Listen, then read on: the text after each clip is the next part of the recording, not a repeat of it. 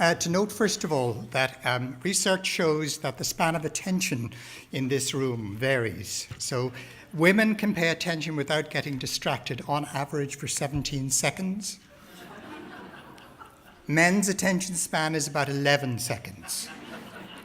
So I have already lost you. And the other thing is that it takes you between 16 and 30 seconds to make up your mind about someone. So some of you may already have left the room. So there is a world of difference between the patient's meaning of the word comfortable and the surgeon's. And that was a quote from Queen Elizabeth, the Queen Mother, after she was described as comfortable following an operation. Now, I've no idea who I'm talking to at this conference, and so to paraphrase the late, great Michael McLeomore, I will be talking to myself. For most of what I say is from scribbles that I made during 2006, 2007, with some additions later, and they're in verse form, because that's what I did. So what am I? Sick, acutely, chronically, frightened, mildly, extremely, intimidated, dumbed, incoherent, out of my mind temporarily, permanently, ignorant and poor. I neglect myself until it is almost too late. I am raging that I should be all those things. Expect to live, to be healthy forever. Aggressive, in permanent denial. Deviant, will not do what I am told. Abusive, litigious, blame everybody else. Chance my arm, use medicine to bolster me. I am, of course, the patient. So what am I really? Well, you've heard my introduction, so there's not much to say more than that. I did expect to be a Bill Gates in 2006, and so the non-Hodgkin's lymphoma came as a bit of a surprise. And in fact, in advance of being a Bill Gates, I had bought a small place in the south of France. So the dilemma about being out of work was, should I let it go before I even got into it, or hang on to it and hope for the best? So I hung on, and I'm still hanging on by a thread. I complained about pains and aches in my stomach, which felt like a return of an ulcer that I'd had about 40 years previously. So the GP offered me a choice of consultants, but suggested the newest one in town because his list was likely to be the lightest. He did see me quickly, which is a major advantage of private medicine, and he said it would be good to have a look up and down. So waiting around from 8 to 5, fasting was not fun.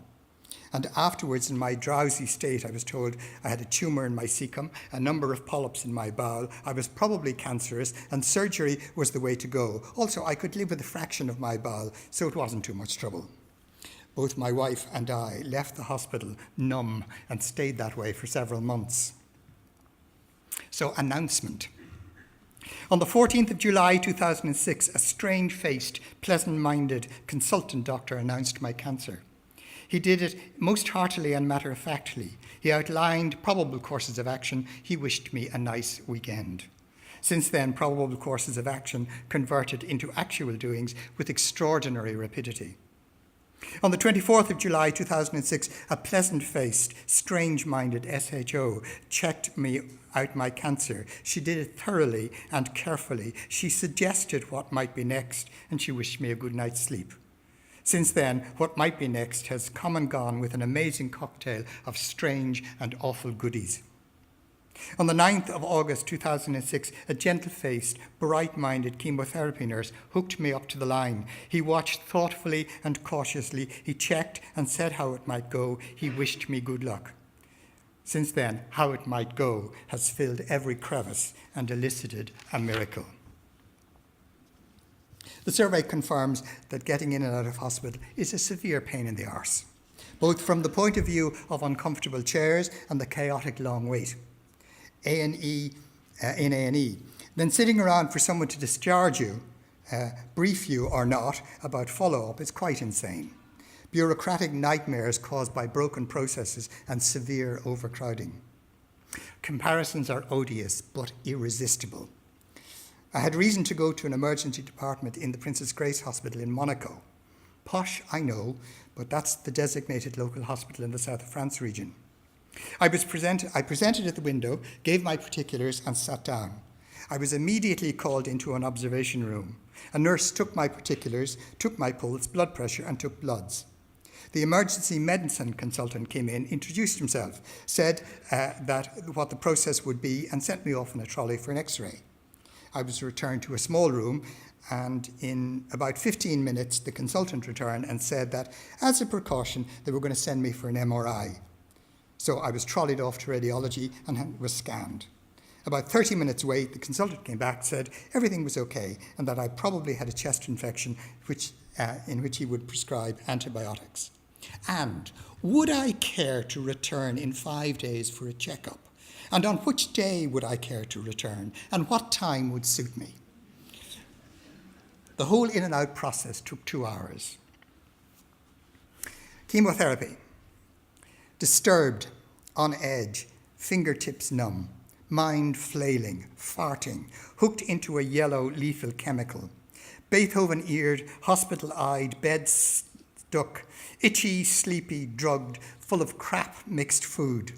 Bald, getting to hairless, Christ, anything but this, anywhere but here. However, the main show is working. The side shows are quiet. Shut up and be grateful.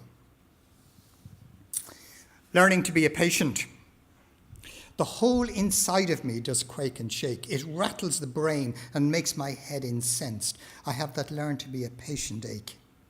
I do not know which way to make a patient of myself. It simply makes no sense. The whole inside of me does quake and shake. The circumstances make it hard to fake. They burrow in and see through all pretense. I have that learn to be the patient ache. Each time I try to stop and pull the brake, build something that will help my self-defense, the whole inside of me does quake and shake. And then a major organ breaks me down and firmly lands me on the sideline fence. I have that learn to be a patient ache. I'm here for my own sake, so damn, stop acting like a schoolboy, being thick and dense. The whole inside of me does quake and shake. I have that learn to be a patient ache. Ward. The bright yellow morning sunlight uplights the high, thinly formed clouds.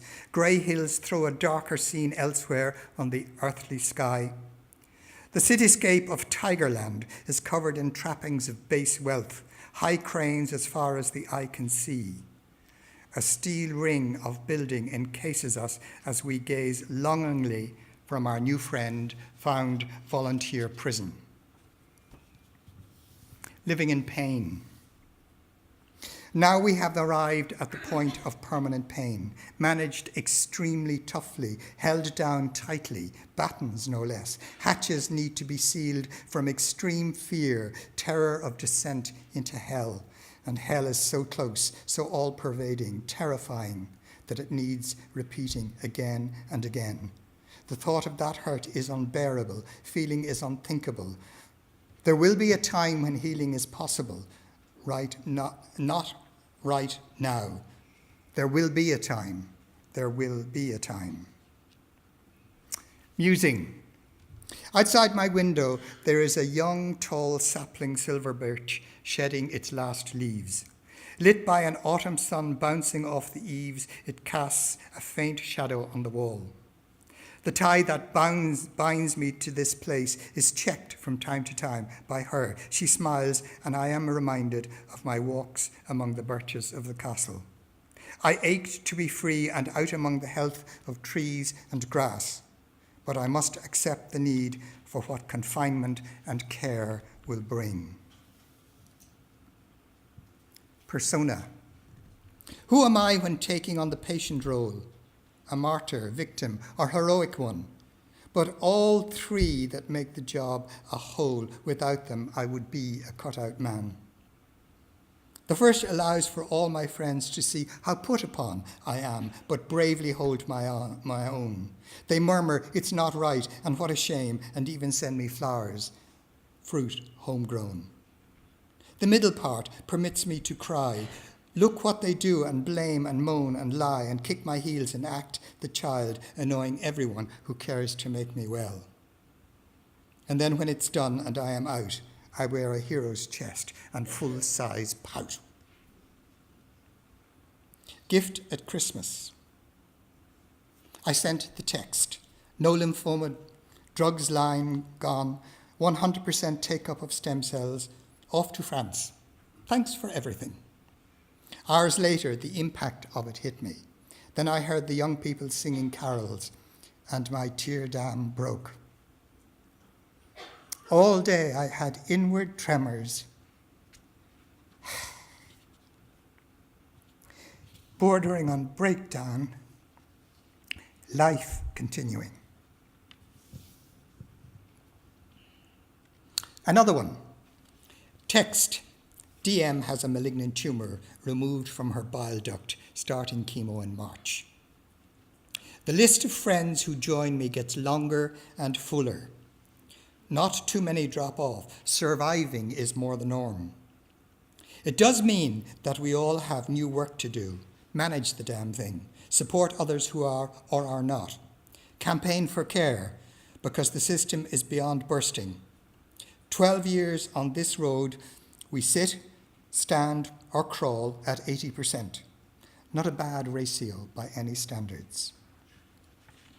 And finally, things I am grateful for as I get older. Each morning now, 2 grandchildren come bounding into my room quite early and bounce me to awake. I like that. We sit in matching green-winged chairs, have mid-morning coffee in a quiet room, chat about our current lives. That pleases me. I saw a man I had forgotten. He surfaced first on social media. I met him then in Howth. We shared like there was no tomorrow. I feel enriched. As a year of intensive study reached an end last week, the household breathed great relief. Diplomas for us all. A good ending. We escaped to a hideaway in the south of France, a place that lifts the spirit, true human nourishment. How lucky are we? I had a great escape from death. My sister was my saviour. I wallow in my borrowed time, thriftily share it with others. How blessed am I? We sit all 5 around a table, write what thoughts we conjure up. We've known each other for an age, relish us together. Thank you, Dr. Guthrie. A life lived passing quickly, so much to remember, to delight. Highlights more than lowlights. Family and friends around to bolster us. I am so grateful. Thank you.